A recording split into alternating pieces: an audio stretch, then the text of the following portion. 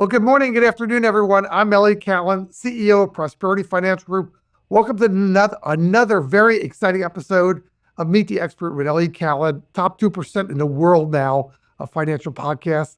We're going to be talking about investing in India, doing business in India, what's going on in India, the biggest burgeoning democracy and capitalistic country in the world. And we're barely invested in, and nobody really knows about it. Nobody knows that Mumbai was Bombay. Nobody understands that.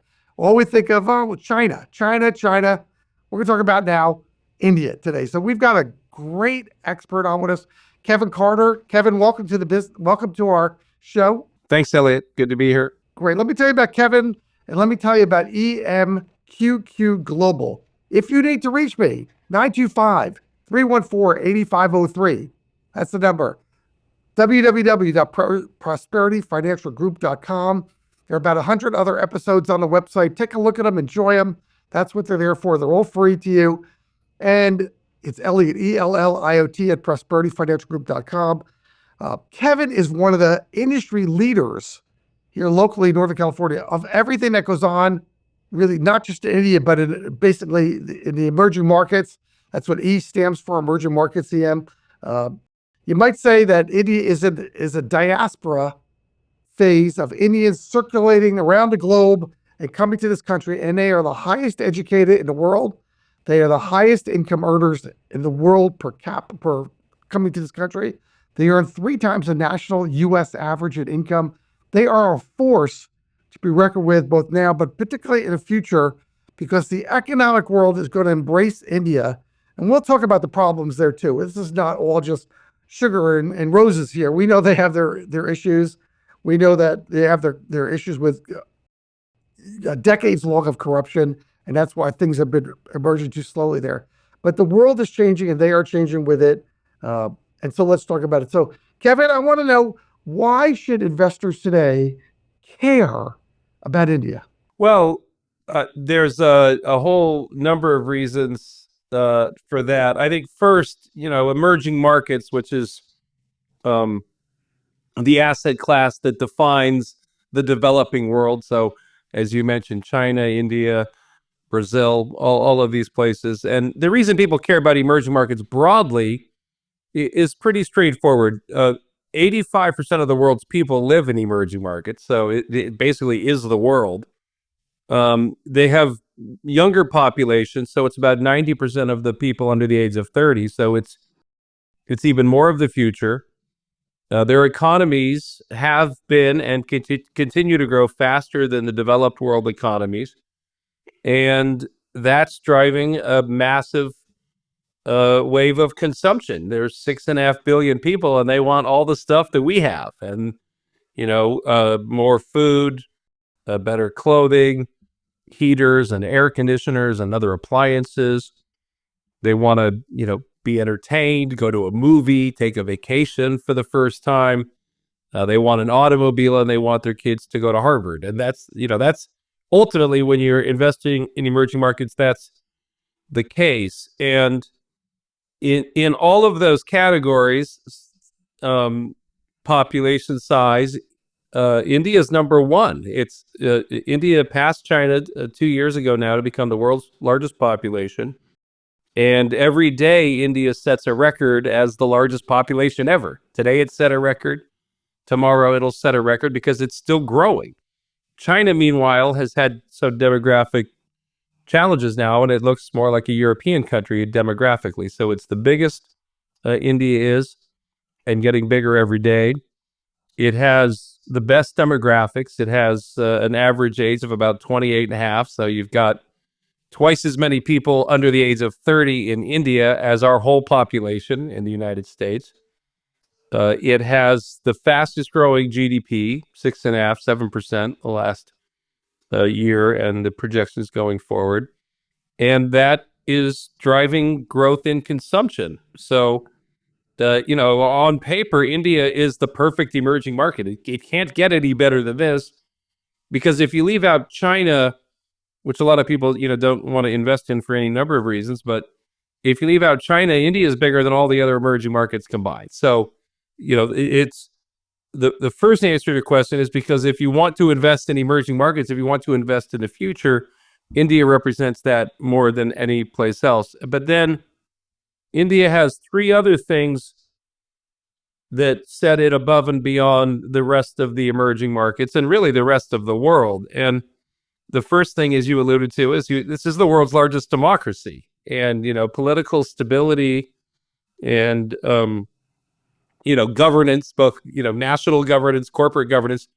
These things are one of the problems in emerging markets. You have in China, a communist government, which Americans find distasteful and troubling.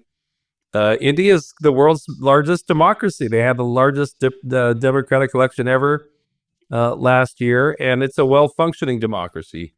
And the leader of India, Modi, for the last 10 years, who's back in office for another 5 years, he's basically tried to, well, he's not just tried, but he's achieved in doing two things: cutting back bureaucracy, trying to cut the red tape and socialist elements of India. But he's also doubled the physical infrastructure, the roads, the bridges, the railways, the airports. All of those things doubled in Modi's first 10 years.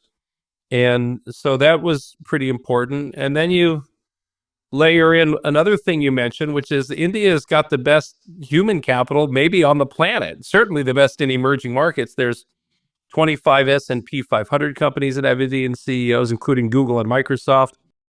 And that talent pool that has always been so strong, it's increasingly focused on it going back to India or staying in India. So historically, a lot of India's best and brightest came to the United States, but that's changed quite a bit. The number of startups in India has gone from 500 7 years ago to 120,000. That's 240x growth in startups. So entrepreneurism is finally there.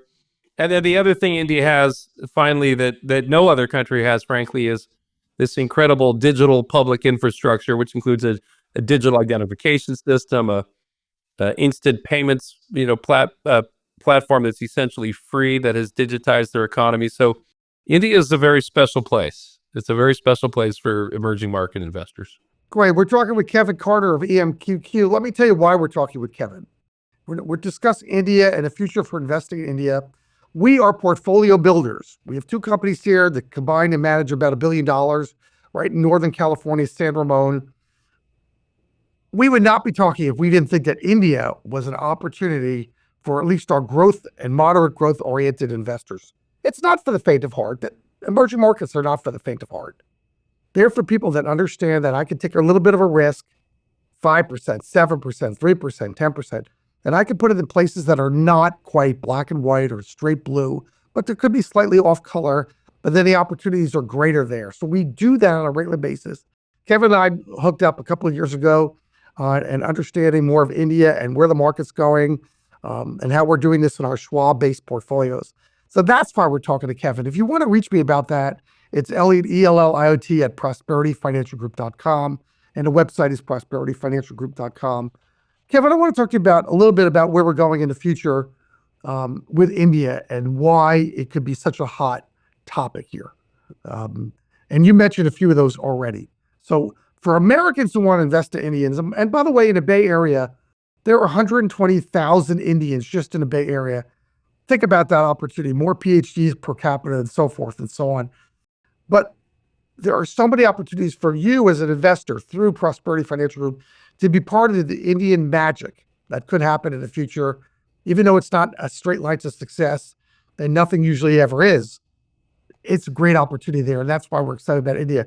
So India, I want to talk about a few things here that represent dollars to American investors, and they represent profits to American investors, because at the end of the day, we all are in a world of future profits. That's what investors look for. Future profits, you talk about that on CNBC when you were on there, future profits of Indian companies and so forth.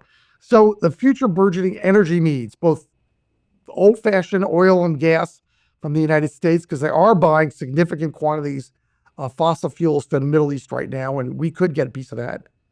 They are just with a 1 billion plus people there that are in a massive need for future food, which could be American growers and so forth, processors. We talk about all the medical future needs of medical help and pharmaceuticals and so forth. That's huge. Driving around and going from the non-driving world, it seems odd to even say that, but the non-driving rickshaw world to cars, to American cars. What part that's going to be in, and who's going to be supplying the steel and the concrete for all this new infrastructure that's going to happen. So let's take them one at a time if we can do that. And I talk about energy first because I got into a discussion the other day during the football playoffs here with it. We threw a football party there, Kevin, and there are some people there that are very, very green and very, very down on what's going on with climate, particularly with the current regime, which has only been in business for a week now. But they think that no one on the right, no one right of center, no Republican cares about the future of the environment. All they care about is promoting oil, oil, oil, oil, drill, drill, drill. No one cares about a windmill. No one cares about green energy. No one really gives a damn as long as it helps their donors. And you know what? We and I both know that that's probably not true at all, because you have children, I have children. We all want a better future. We just do. We want the world to be here 100 years from now, even though we're not going to be here for our great-grandchildren, right? But energy is going to be a big thing. And I heard a study the other day, and I'm rambling a little bit here, that with all the green energy that's coming into effect and all the growth in India and China, which is kind of not caring at all about green energy in future when it comes to deals, because I got waivers on all types of deals for 20 years, that we use 50 million barrels of oil a day today. And all the green energy that's going to come into effect in 30 years from now, we're still going to be using 50 million barrels a day because the need is going to go up so quickly. And we're not going to be replacing plastics anytime soon with the next product. I wish we did, but we're not. So what does that do for India? 1 billion plus people, huge desire for energy. Green can't keep up. Dirty keeps up. What's going on over there that Americans could take advantage of too? Sure. Well, first of all, one of India's problems in developing over the last 20 years, and it's largely overcome this, but the infrastructure was really weak. And 20 years ago, China and India were basically the same size economies, but China, with its one-party system, was able to build the world's greatest infrastructure, and India, with a lot of bureaucracy, couldn't even get the power to work consistently. So now, you had brownouts in the summer times and so forth. So finally, the energy supply is pretty stable, and they are still pretty heavily coal dependent. And, as I like to point out, they didn't contribute a lot to the problem, because they didn't have, the economy and all of the fuel used, wasn't that much relative to the rest of the world. So, but they're aware of their need to get off of coal and other, fossil fuels. They are undertaking massive solar and other, green energy projects. But this is a challenge for the whole world to continue to energize. Maybe we got a little reprieve today with the low-calorie AI announcements from China, where we don't have to build nuclear reactors, maybe for our chatbots. But India is going to have to continue to deal with this, and they also, consume a lot of oil. A lot of it they get from Russia, actually, which has benefited them in the last several years. So, but that energy issue is a challenge for the whole world. But one of the great things about India is that they're really good at planning it now, and they have a massive, over $1 trillion infrastructure plan that's comprehensive. And so they've planned this out, and they will continue to burn coal and use oil, but they're very aggressively seeking to increase the use of more sustainable energy sources. And that's also really important, for the automobile and vehicle fleet, because there's a lot of pollution in India, and the two-wheelers and the vehicles. They need to convert that fleet to electric. It's happening, and most of the new scooters that get sold are electric, but it takes time. But it tells me, again, we're in a business world. It tells me from an opportunity standpoint, I'm trying to look at this as the glass half full, is that if you're in the energy business, there is a market that's just burgeoning and nonstop for whatever energy is, because there's no way that green, nuclear, and fossil fuels alone can be it. They're going to need everything over there. And we need to be aware that that's an opportunity in a relatively English-speaking language. That's a democracy. So that's the first thing. The second thing is you're feeding $1 billion. You're feeding, I mean, 1 billion people, excuse me. You're feeding 1 billion plus people over there. And a lot of them get very little food. It's funny because desserts are so important in India. There's a lot of diabetes from very poor people. You wonder, how does that happen so much? But food is a big thing. So can American food industry thrive in this burgeoning market? Well, first of all, India has a massive agricultural, a large part of the country is devoted to agriculture, and a large part of the population. In fact, what was one of the things they need to continue to reform is there's too many people working on small farms, and they need to modernize a lot of the farming. And there's also a lot of government programs and support programs for the agricultural sector that need to be revised. But a lot of people think India, can actually become a very efficient, if they can become a more efficient agricultural country, that they can in fact export a lot, because they do have a lot of very fertile ground, especially in Uttar Pradesh, where I spent Diwali this past year. So in terms of U.S. exports, I don't know. To be honest, I don't know the export numbers on the food, and I suspect they're pretty low.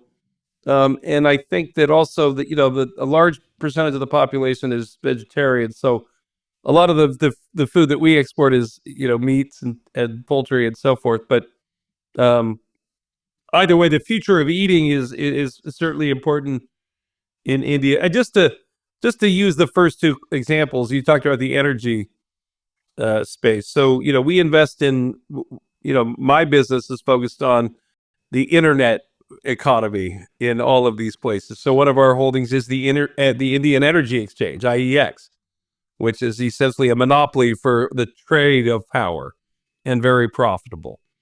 In the food area, we own Zomato, which is one of our top holdings, which is the DoorDash of India. And it's also become the leading one of the fastest parting growth of that company is actually restaurant supplies.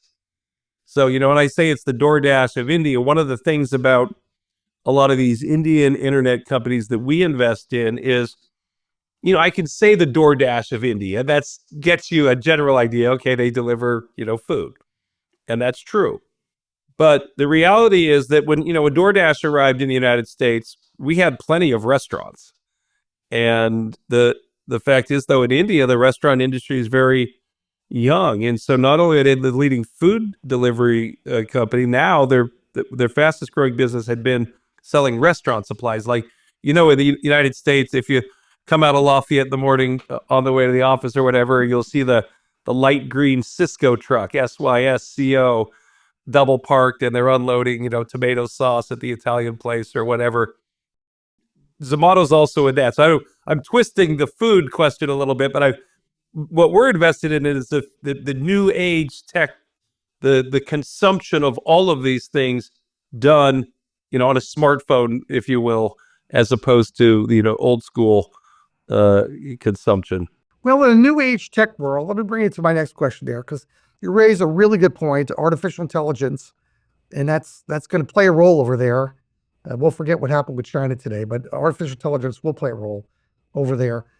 And medical advances in the U.S., I mean, maybe the end of cancer one day or tailor-made cancer, and we'll all live to 150. I don't know what's going to happen there. But with 1 billion plus people over there, burgeoning medical system, AI is a burgeoning market. You got more PhDs than anywhere else on earth in India. How do those come together to be the medical leaders of the emerging market and maybe the entire Pacific Rim? Much like we've done here, but how do they do it over there? Sure. Well, first of all, India's got a pretty robust pharmaceuticals sector. Um, that's probably their biggest piece of, the largest public companies they have in the healthcare space are in that direction. There's another private hospital company called Apollo, which has done very well. So, look, the good news is that the population's young, but they're going to have, as the population ages, the healthcare needs will increase, and there's definitely a lot of innovation going on, mainly in sort of business models in terms of providing healthcare. In fact, I met with a startup in Bangalore that is working on a sort of a telehealth, online doctor visits. And I think that the other thing that India has that we haven't talked about, which is it's actually very important to the Indian story, is India has leveraged technology as a country in a way that no other country in the world has. And what they've done is they've built this digital public infrastructure, which sounds really boring, but digital public infrastructure, the internet is digital public infrastructure. GPS is digital public infrastructure. So we have digital public infrastructure and we see the value of it. You have companies like Uber that wouldn't exist without GPS. You have companies like Google that wouldn't invest without the internet. And we use these things every day, including right now, but we don't think about them as, the infrastructure like the highways and the bridges and so forth. But we have digital public infrastructure. And what India has done is it's also, obviously it has the internet and GPS, but it's built its own digital public infrastructure that's called the India Stack. And they're using technology to solve a lot of their problems. And that's going to be the case with healthcare, I think, as well. And so the foundation of this whole, digital public infrastructure in India is a biometric, it's a digital database, a digital identification system. So everyone got an actual physical ID card in the last, 10 or 11 years, but they also had their fingers scanned and their eyes scanned. And so now Indians can walk into a bank, because one of the problems India had was nobody had identification cards. Only about 20% had any kind of ID, 15 years ago. And it was the economy was very informal because of this. But now, not only does everyone have a card, they have a digital identification. And they can open bank accounts. They can open brokerage accounts. They can do all sorts of things in a matter of minutes, in terms of opening accounts and so forth. And amongst the layers that are built on this stack, one of them and several of them, depending on how you look at it, are I think going to help address some of the healthcare needs and the educational needs, leveraging AI and the India Stack. So that area has, I think, a lot of growth. We don't have any healthcare related holdings yet, but I'm confident that we will at some point in the coming years. We're talking with Kevin Carter of EMQQ Global. The website is emqqglobal.com. I'm Elliot Cowan. And we're talking to him because he's representing India in the emerging markets. And that is a very exciting place for our clients and us to put our clients a percentage of exposure there for the Indian market and sometimes the Far East. And sometimes it plays on China from the back door. We don't invest directly in any Chinese companies, so I stopped doing that about a decade ago, kind of ahead of the curve on that because it was just too unpredictable and scary. And I do believe that China has its eyes set on global domination, and you'd have a hard time convincing me that's not going to happen, as I fear for my grandchildren going to war with China, much like the 1920s of Japan, where they took all of our money and all of our resources and built bombs and bombers. And that's not going to happen in India, although you never know. If something did happen with China, does India back China? Does India back Russia? Does India back us? They can be pretty independent when they want to be, that's for sure. So anyway, 925-314-8503. prosperityfinancialgroup.com. That's the best way to talk to me. A couple more questions, if I could, Kevin. This has been great. And that is, how are they building their infrastructure without outside infrastructure companies doing it for them or with them?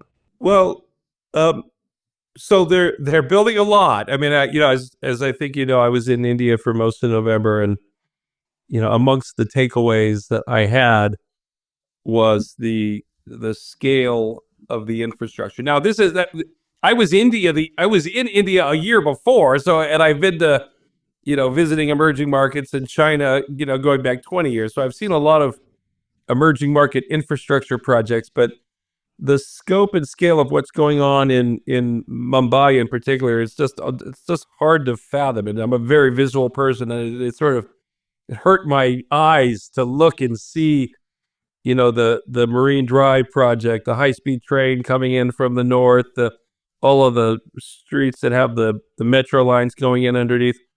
It's really a massive project, but they're doing most of them with domestic domestic companies are building all of this. China has and continues to do a lot of infrastructure projects in other emerging markets, but India has some very large companies, a lot of them sort of family controlled, like the Adani Group, which has been under a lot of other scrutiny recently, but they're building it themselves, and they're building a lot of it. And again, it's called the PM Gati Shakti plan, which is a $1.2 trillion multimodal plan that it's very well designed, I think. I mean, if you picture the map of India, it's sort of like a diamond, and so they have these corridors that go from inland to the water, and with roads and rail and manufacturing, and putting in sort of free trade zones or cities that are designed for international companies to come in and set up manufacturing. Because that's one of the things that India really does need, is a lot more jobs. We talked about the young population, but you need jobs for those young people. And part of what's going on in the world right now, as is this China plus one, or let's diversify our supply chain so we don't make all of our products in China. Let's friendshore it or move it somewhere else. And India is going to benefit from that, and they need to benefit from it because they need jobs. And you already see this. I mean, Apple's, I think by the end of this year, are going to make 25% of their iPhones in India. So up from about 0%, 5 years ago. So these things they're happening, but they need to keep happening, I think, for India to really work the way they want it to. Well, I sure hope you're right, because I'd like to see American manufacturing. If it can't come back here with lots of the pharmaceutical and Band-Aids and Windex and antibiotics, then at least move them to India, to countries that are going to be way friendlier to us, and we could be way friendlier to them than our future enemy. Two questions really fast on the negative side of the coin here, and that is corruption. India has always fought corruption and caste system, even though the caste system is outlawed.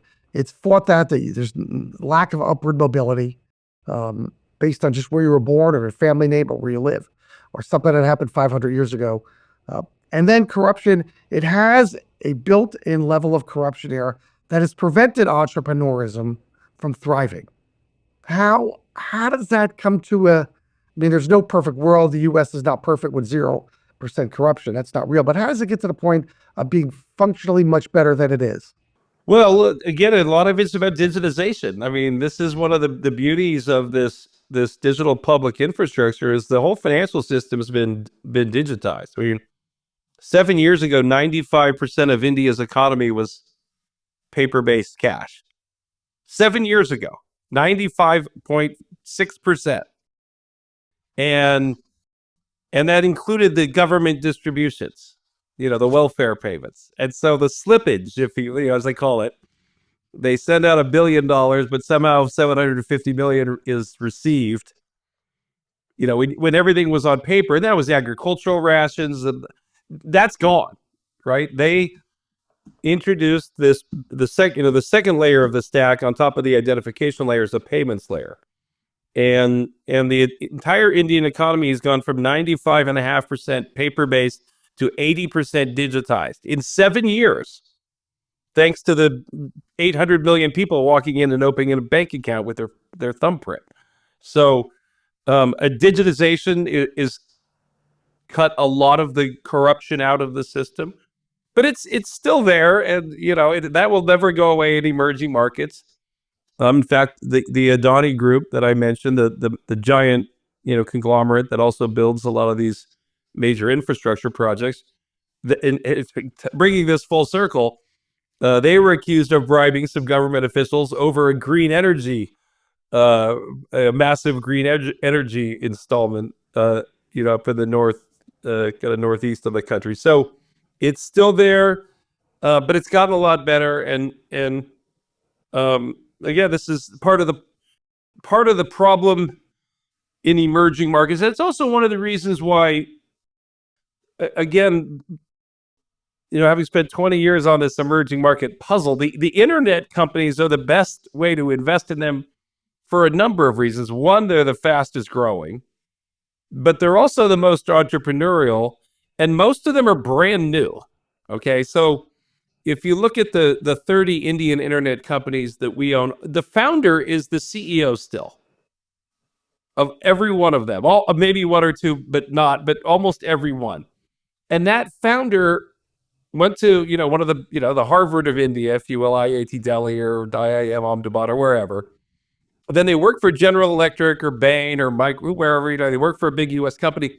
But then when they start these internet companies, their investors are U.S. institutions, venture capital firms from Palo Alto. Now, that doesn't guarantee better corporate governance than the Adani Group, with 6 different companies and the cousins are on the board, and that's set up in the Cayman Islands. But it's a pretty good head start if Sequoia and SoftBank and these are the people that are establishing these companies with the founders. You get a pretty good start on corporate governance. And again, the problem with most traditional emerging market indexes and ETFs is you have all this legacy economy. You have these government-owned banks and oil companies. For example, Coal India, the Chinese or the Indian state-owned coal company had a $100 billion scandal called Coalgate many years ago. So, you've got these issues in emerging markets, and another way to avoid them is to just invest in the internet sector. In addition to being the fastest growing, they're also, I think, the best governed companies in all emerging markets. So let me just one last question for you, a little political question here, and then we'll just wrap this up if that's okay with you, Kevin. This is great. And that is Modi, the leader of India, who had a controversial re-election on there, and he's not the youngest guy on earth either. So he's obviously, you believe in him and he's good for the future of India and the internet companies that you're investing in, but he's getting along in a tooth. Where's act number 2?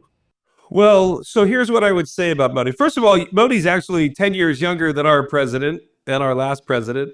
So he's, relatively speaking, he's a decade younger. And I think you'd have to say he takes good care of himself, and he is 100% devoted to his effort to bring India up, and he has a huge approval rating. But there's people that don't like him for sure, and I probably shared this with you, but I gave a talk of last spring in San Francisco for a professional investor association, and at the end, a man that was from India came up to me and he said that he thought Modi was an evil, terrible person. So clearly not everyone loves him, but almost everybody, at least the people that I speak to, are incredibly grateful to him and what he's done. I mean, he's pulled this country up, and and he is the embodiment of this story. And so I think that dependency on him poses a risk. I mean, you have Modi risk or key man risk probably more than any other entity on the planet right now. And now the election that was last June.